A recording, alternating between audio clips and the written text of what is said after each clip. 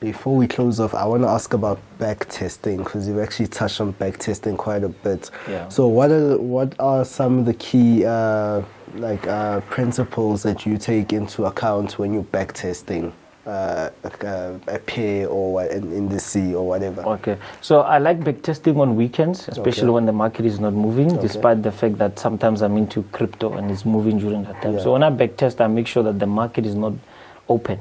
Okay. Right. Why? So that I don't get disturbed. While you're back testing, you're like, hey, EJ is moving. You know? Yeah. So I'll do it on weekends where it's quiet, and I would give it time to say, I'm going to do it maybe for 2 hours. And I will capitalize on the mistakes I would have made if it was a live market. So I would go back maybe for the whole month and say, okay, let me see how this thing performed. Yeah. You know, because I believe that the market changes. Yeah. What the market is doing today, it's not what it was doing maybe yesterday or maybe last year, right? So you need to go with the times. So when I do back testing, I have my own notes. It's like I'm writing a story. You know, I'm writing a story to say, this is what I saw, but why is this? You know, how can I also make my adjustments on rules, right? And when I do back testing, normally I would switch off my phone. Yeah, because I don't want disturbance. Yeah. I would, you know, just be maybe at the office, because sometimes at home I cannot concentrate as much as I would love to, like here. And sometimes I'll be on a fast, right? Like I'll say, okay, I'm going to do back testing. I'm not going to eat anything until I finish my back testing. Yeah. Because sometimes I get affected by my intake. Yeah. People say I have energy, but believe you me, if I drink Coke, it will be 10 times worse. Yeah. So I'm avoiding to be all over the place. So when I do back testing, I'm avoiding eating because of my energy levels. By the way, when I was in high school, my business teacher asked the tuck shop not to sell me sugar before, you know, his class. Because I don't want to talk about what I was doing in the class. I'll be all over the place. So when you're back testing, you need to concentrate. So I'm avoiding sugar, things that gives me, you know, energy and all that. Yeah. And I'll just write things down. Yeah, I just want to clarify to people. So when you're back testing, you're going back on the chart. So for instance, you're going to open a Euro USD chart, and you're going back all the way back. And then you just slowly come back forward, right? Is that correct? But when you're coming back forward, I think I want to ask, for the sake of the people, that what exactly are you looking for? Are you just looking at the market, or what are you looking for setups in the past? What are you looking for? Good question. So when you are back testing, are you building, by the way, when you just go on your back testing maybe time?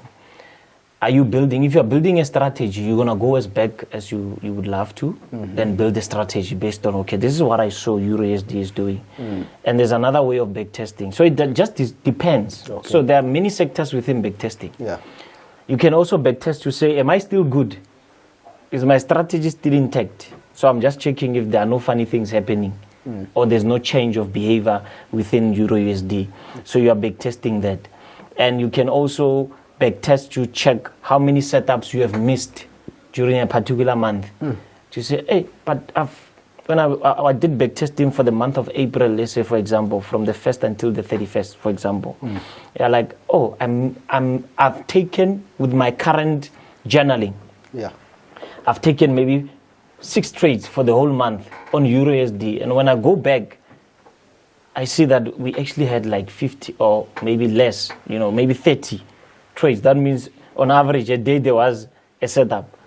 So when you're back testing, you're like, what was I doing to miss this, and why did I take 6? You understand? You're also looking at the risk to say during the particular time. So back testing is something big. You know, it's like when you guys are doing your editing, normally forecast and just going back, like rolling, and it's the same thing. So you just also have to look at the timing to say, okay, but this thing, normally at this particular time, I lose trades. Why?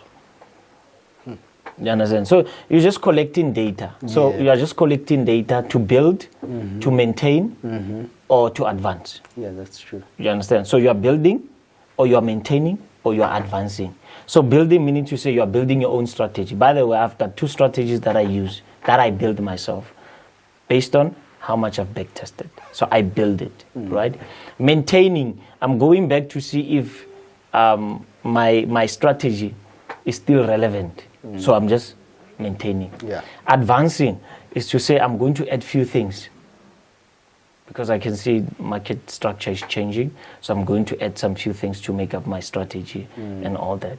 And if you want to be the best trader ever, backtesting is your friend. Yeah. Spend more time backtesting than trading. You understand? Yeah. Usain Bolt, I think when he had the fastest you spend the hours training, but look at 9 seconds. Yeah. You know, so it's the same. Yeah. Just need to spend more time going back. Because if you are saying that let's say you are, for example, you are using support and resistance. You know, there can't be a support without the previous, touch. So you don't know if it's support. If you've never touched there before, you can't say this is a support. So it has to touch it before. So it's history. You understand? So in order to go forward, you have to go backwards. Yeah. And that's one thing about trading. You have to go back in order to go forward. Yeah. So you have to know what happened back then to know your future. You know, so that's what I normally do when I do back testing. Okay. And no disturbance that day. Yeah. Yeah. No, beautifully put. Actually, Yeah. it's very, very. How to put this? Like informative. The way you've Sure. really put it. Sure.